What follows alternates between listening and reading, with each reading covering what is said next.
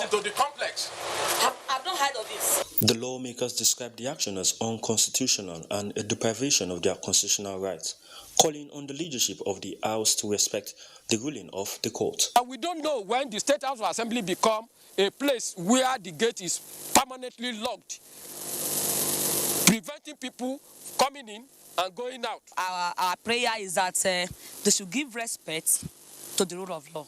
Efforts to speak with the leadership of the House proved abortive.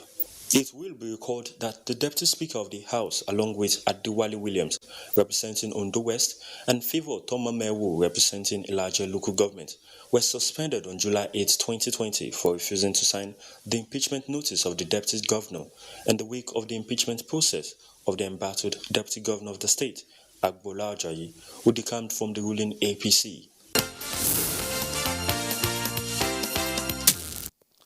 Quite a number of things to discuss today. Joining us now is Honorable Uju Kingsley Chima, representing Ohaji, Egbema, Oguta, and Oru West Federal Constituency of Imo State. He's also the Deputy Chairman, House Committee on Public Procurement. Thank you for joining us. Such a short notice as well. Let's start this way. Before we go to the politics, let's look at the year so far. We talked about January to December cycle in terms of the budget and all that. Of course, a lot of the plans and processes decimated by COVID-19, as well as other challenges, including the protests and all that. But looking at it, just in your official words, would you say managing the economy and all that we've done well so far? Thank you very much, Mr. Presenter. First of all, let me thank you for doing justice to the political news around the country. This program has actually gone a long way in making Nigerians understand what happens from the state, local government to national level. So you've done so well. Coming back to your question, the year started on a very good note with high expectations. Everybody believed with the notion that having entered the new year of January, that we're going to meet all our dreams and expectations. We enter into January, good, fine. Getting into February, should be first or second week of February, we met the COVID-19. And COVID-19 was is a global pandemic that impacted negatively on all the economies of the world. It's not peculiar to Nigeria, but I can tell you, as a lawmaker, within that period, we in the National Assembly, we did not equally go on holiday. We continued with our programs and our legislative businesses in order to make sure that we participate in making sure that we contribute to the curbing or reducing the impact of COVID-19 on our people. And for me, the year started or has its own ups and downs, and COVID-19 took almost 6 to 7 months of the year. So based on this long period of lockdown in the country, and not only in Nigeria, all over the globe, it affected the economy so much because those Nigerians who believe in day-to-day earnings were so much affected, and they couldn't go out because of the lockdown. That resulted to a lot of economic meltdown in the country. And I can tell you that if not for good economies or good policies of the government of the day, I can tell you that most countries we actually the COVID-19 impacted negatively and compressed most of the economic activities of these economies. All right, let's look at your projection for next year. Now, people have started coming, not people talking about MDAs now. You've been saying their proposal. Are you excited for 2021? Are you cautiously excited in terms of the low-hanging fruits sectorally, especially trying to perhaps get back a few of the things we lost in the outgoing year? Well, thank you very much. Let me again express my gratitude to the leadership of the Night Assembly.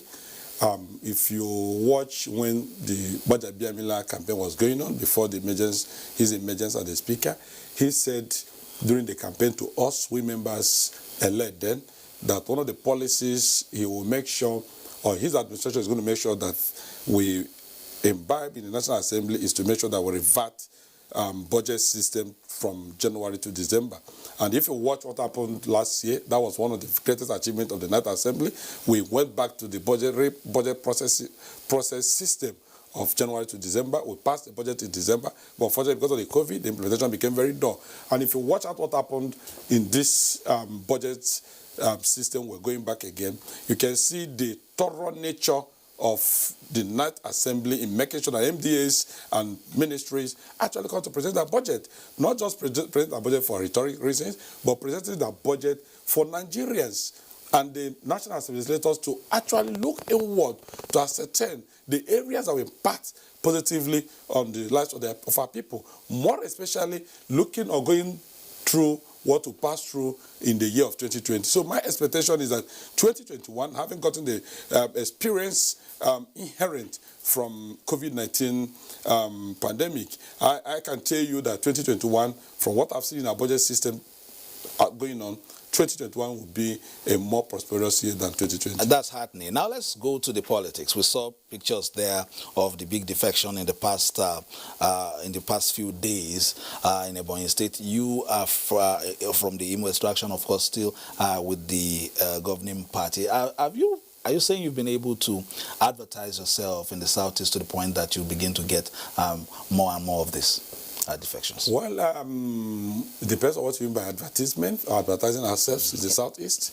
I know Southeast have been a very prominent zone in the country over years. So talking about advertisement means... Advertising the party in terms of... advertising APC. Yes. Well, APC have done so well too in the Southeast prior to this time. I came to National Assembly, though, but we have the governor in APC then. That is 2011 to 2019. We have a governor out of the 5 states. We have one governor. And we have some legislators. But I agree with you that previously we've not actually played the national politics. So now I can see our people being very zealous to participate at the national politics. And that advertisement you talk about is what we are doing now. I'm APC. We have about 5 or 6 APC members in the National Assembly. We have as House of Reps from Imo. We have 1 from Ebonyi. We have about 2 or 3 from Abia State. And we have about 3 senators. We lost 1 to death. We have about 3 senators too from the Southeast. So what actually happened, from my own assessment, is that APC is repositioning itself to making sure that in 2023, we shall no longer be attributed to a zone having their eggs in one basket. So what we're trying to do now is to play the national politics to actually convince Nigeria too that we are people to reckon with. I remember those days in politics, you talk about the Igbos, the Yorubas, and the Hausas, meaning Nigeria standing on tripod. But today you can see a lot of things going as if the Igbos do not have much to say or to contribute because of the kind of politics they played in the past. And they've realized, the Igbos have realized that for you to get things from the center, from the national politics, you must have to play at the center. And that is why you can see Governor Dave Umahi. I use this medium again to congratulate him for actually seeing reason why we should move to national politics to participate in development of this country and our zone in particular. Okay, let's quickly go to,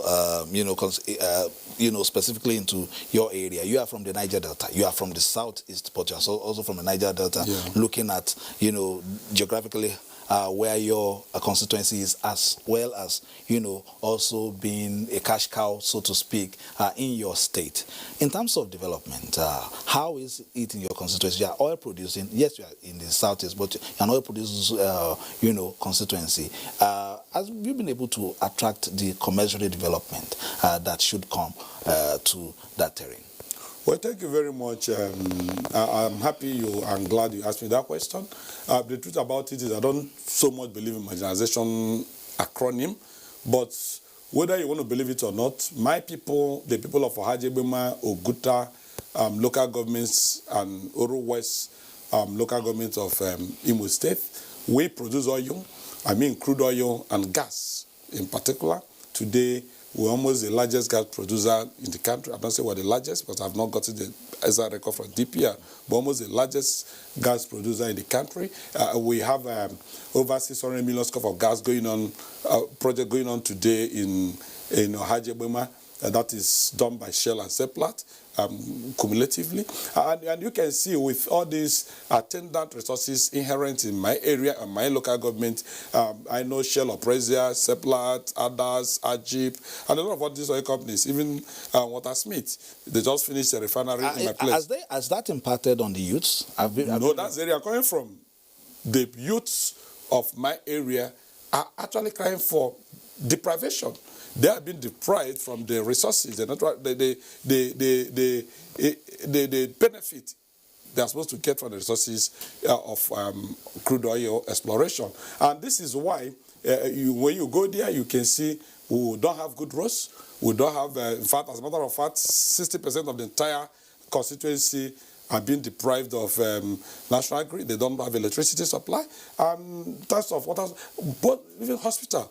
These are the basic problems why you see them complain every day. But me as a representative, I've always taken this to national limelight. I've always cried to National Assembly that my people have been deprived of these social amenities. Well, let's come back. We'll come back and close shop. Let's take one more before we come back and close shop. A chieftain of the All Progressives Congress in the South-South Zone, Jackson Lekonjo, says the president has employed the tool of inclusive and transparent governance to build political bridges in his region. Jackson Lekon cited the efforts to sanitize the activities of the Niger Delta Development Commission, NDDC, and reposition it to fully deliver its mandate to the region as one of the lasting legacies of the current administration. Imagine NDDC do not have budget for 2020. If NDDC will not have budget for 2021, as a security expert, I know when the people around that place are being pushed to the wall, they will bounce back. And people of Niger Delta are bouncing back to want to revolt will not be good for the economy, peace, and tranquility which we enjoy in Nigeria. That is it. So I urge everybody. Akpabio is not a Yoruba man. Akpabio is not from Anambra State. Akpabio is not from Nasarawa. It's from Niger Delta. And he meant well. And I know Mr. President knows his antecedent. That is why he was given that ministry. So everybody around that area should cooperate with him. Anybody that has collected money for a particular contract, did not execute the contract, I think the best thing to do, nobody will kill you, nobody is jailing you. The best thing to do is to refund the money. Simple as ABC. There is nobody in APC today that will not respect Mr. President. So Mr. President, I see him as a person that he likes to face the business of the state. That is the business of the country, administratively.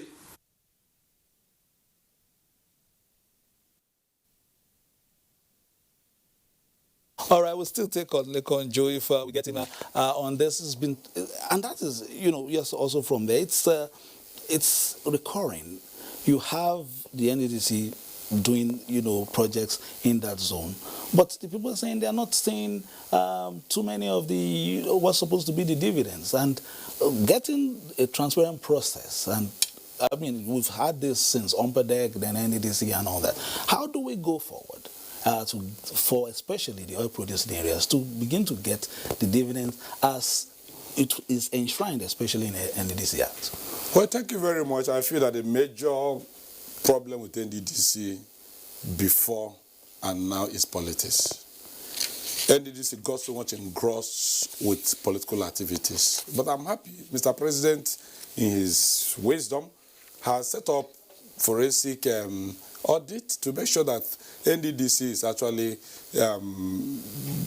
being diagnosed of the problem and finding the best way of curing this disease. And with what I've seen going on today, I think they're going to get it right.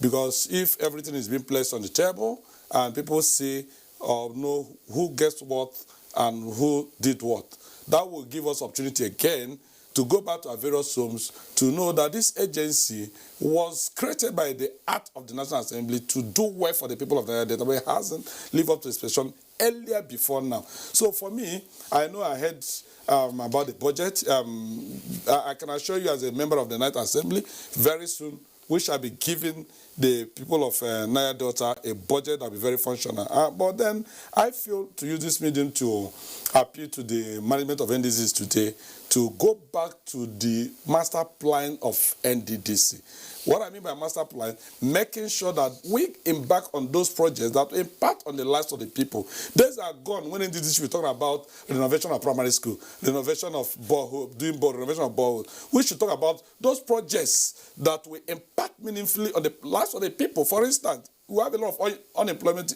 youth unemployment in the Niger Delta area. What stops us talking about building small cottage industries that will actually create employment for this youth? What stops us from reviving the early industries that have been sited or located around the Niger Delta area? Honorable, it seems as if we're just scratching the surface concerning this. Perhaps we'll bring you back on Political Update. Thank you very much on your debut on the program. We've had in the studio, Honorable Chima is from Imo State, the federal constituency there of Ohaji, Egbema, Oguta, and Oru West. Thank you very much for coming and for watching as well. We'll continue to watch Political Space. Next, we will also intend to bring back our American friends to tell us exactly what has been happening there. When will the president shake hands and concede? That has been the program for today. We'll be back Tuesday, God willing, with a brighter package. My name is Fisao Gunfu. Thanking you for watching, and bye for now. Thank you very much.